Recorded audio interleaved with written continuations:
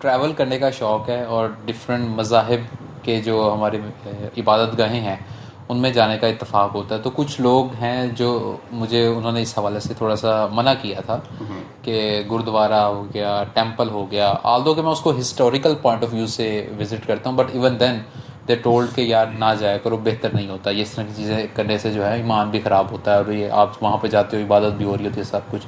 تو ٹریول کرنے کے پرپز سے یا ویسے بھی غیر مسلم کی عبادت گاہوں میں جایا جا سکتا ہے؟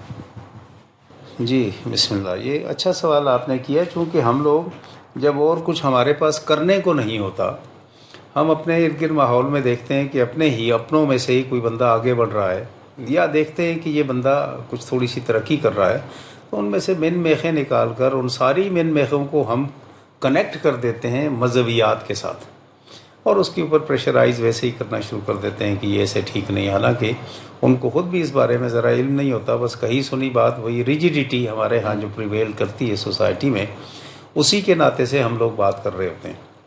دیکھیے، غیر مذہب تو یہ بات ہے ہی نہیں ہے نا. غیر اسلام کی عبادت گاہوں کی بات کریں تو ٹھیک ہے، کیونکہ ہر مذہب جو اپنے طور پر عبادت گاہ رکھتا ہے، جس طریقے سے وہ جس چیز کی پروسیس سے پوجا کرتے ہیں، وہ اپنے آپ کو ایک مذہب کے ماننے والے کہلاتے ہیں، اپنے آپ کو کہتے ہیں ہم اس مذہب کے ماننے والے ہیں.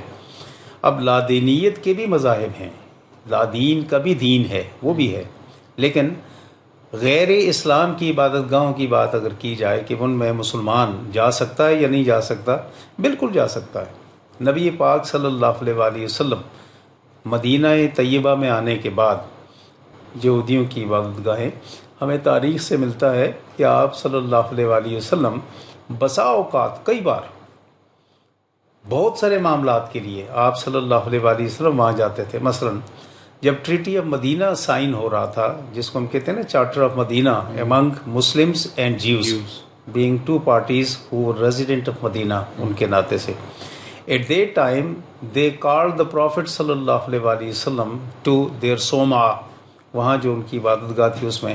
اور اس کے لیے یہ تھا، یہ وہاں پہ اوس اور خزرج نے بھی یہ بتایا تھا کہ یہ لوگ جب اپنی عبادت گاہ میں کسی چیز کے اوپر سائن کرتے ہیں، سگنیچر کرتے ہیں، ایگری کرتے ہیں، تو پھر اس سے پھرتے نہیں ہیں. نبی پاک صلی اللہ علیہ وآلہ وسلم وہاں پہ گئے، تشریف لے گئے. یہ ہمیں تاریخ العرب سے یہ ساری چیزیں ملتی ہیں. پھر دیکھیے کہ آپ نبی پاک صلی اللہ علیہ وآلہ وسلم ہی کی بات دیکھ لیجئے، تو 9 ہجری میں آپ صلی اللہ علیہ وآلہ وسلم کے پاس کرسچنز آف نجران آئے، اور 15 ڈیز لانگ وہ رہے. عبادت کرنے کے لیے انہوں نے کہا کہ ہم باہر جانا چاہتے ہیں. فرمایا کس کی عبادت کرتے ہو؟ اللہ کی عبادت. کہا کہ یہی میری مسجد میں کرو. 15 دن تک وہ وہیں رہتے رہے. ایک جگہ ان کے لیے پوری ڈیمارکیٹ کی گئی، نشان لگایا گیا کہ یہاں یہ رہیں گے، یہ عبادت بھی کریں گے، کھائیں پیئیں گے بھی، سوئیں گے بھی، ان کے تمام لوازمات یہیں ہوں گے. اسی طرح نبی پاک صلی اللہ علیہ وآلہ وسلم جس وقت مفتوحہ علاقوں میں جاتے تھے اور کہتے تھے ان کی عبادت گاہوں کو ذرا بھی نہ چھیڑا جائے، اندر جاتے تھے. کعبہ بھی تو اس وقت بتوں کی اماج گاہ تھی.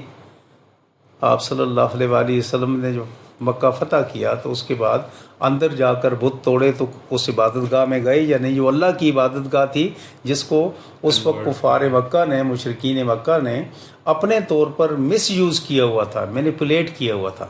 تو آپ صلی اللہ علیہ وآلہ وسلم، یہ میں حجتیں آپ کو بتاتا ہوں کہ جس انداز سے ہم لوگ پتہ نہیں کیا کرتے ہیں، یہ ایک حجت ہے. حجت کے معنی دلیل ہے یہ اس بات کی کہ آپ ایسے کر سکتے ہیں.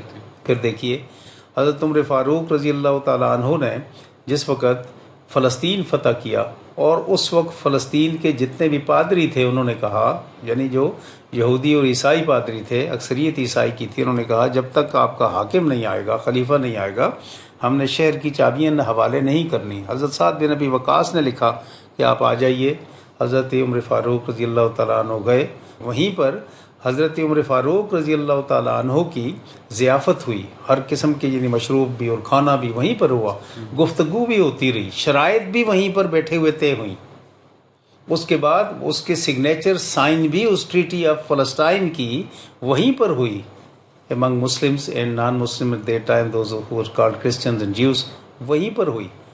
پھر جب عبادت کا وقت آیا، اذان ہوئی، تو انہوں نے کہا آپ ہمارے اس چرچ کے اندر ہی نماز ادا کیجئے. تو عمر فاروق وہاں سے باہر نکل آئے اور الگ عبادت کی.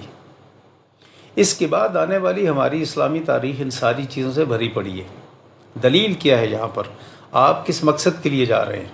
آپ مسلمان ہیں، کیا آپ وہاں پر ان کے مطابق عیسائیوں، یہودیوں، ہنود جنہیں ہندو کہتے ہیں وہ، اسی طرح لاماس ہیں، اسی طرح پروہت ہیں، اسی طرح بودھ مت کے ماننے والے ہیں، اسی طرح دیگر بہت سارے، یعنی آتش پرست، زرتشت اب بھی موجود ہیں دنیا میں، ایران میں بہت بڑی تعداد ہے ان کی جو اب بھی آگ کی پرستش کرتے ہیں۔ تو آپ کس مقصد سے کے لیے جا رہے ہیں؟ وزٹ کے لیے جا رہے ہیں وہاں پر، اس کو دیکھنے کے لیے جا رہے ہیں، کسی قسم کی کوئی انفارمیشن دوسروں تک پہنچانے کے لیے، ایک کلیکشن کے لیے جا رہے ہیں، یا وہاں پر ان کے مطابق عبادت کرنے کے لیے جا رہے ہیں؟ اگر تو آپ کی نیت اور انٹینشن یہ ہے کہ میں جا کر انہی کی طرح جیسے وہ عبادت کرتے ہیں اپنے اسلام کو چھوڑ کر اس عبادت کے لیے ان کے ساتھ میں مشغول ہونا چاہتا ہوں، تو ہرگز اجازت نہیں ہے۔ لیکن اگر آپ اس مقصد کے لیے جاتے ہیں کہ میں اس کی انفارمیشن دوں لوگوں کو، یا خود جا کر میں دیکھوں یہاں پر یہ ہوتا کیا ہے، جس طرح نبی پاک صلی اللہ علیہ وسلم کے دور میں بھی، دیگر بہت سارے صحابہ کرام کے، اس کے بعد ہمارے خلفائے راشدین کے دور میں بھی بہت سارے ایسے دیگر مذاہب کے عبادت گاہوں میں، عبادت خانوں میں جایا کرتے تھے، ان کی دیکھ بھال کیا کرتے تھے، مرمت کروایا کرتے تھے، خود کھڑے ہو کر اپنی نگرانی میں اس کی اریکشن کروایا کرتے تھے۔ تو یہ سب جائز ہے آپ کے لیے، اگر آپ کی نیت ہے کہ میں وہاں جا کر میں اللہ کی عبادت کے علاوہ کسی اور کی عبادت کرنا چاہتا ہوں، تو وہ تو آپ کسی بھی جگہ رہیں وہ آپ مشرک بن جائیں گے۔